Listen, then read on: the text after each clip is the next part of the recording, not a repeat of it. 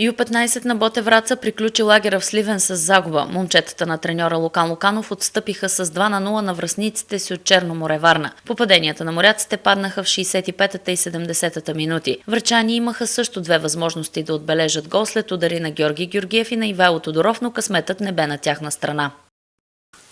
Уважаваме превъзходството на противника над нашия отбор. Но съм доволен. Много здрава битка. Това, което исках се получи като победа противодействие на техните добри халфове и дублирането на фланга, които осъществяват непрекъснато. И мога само да поздравя нашите момчета. Но като цяло отбора на Черно море стоя по-добре от нас и на игра. Безспорно най-добрият отбор на турнира в Сливен.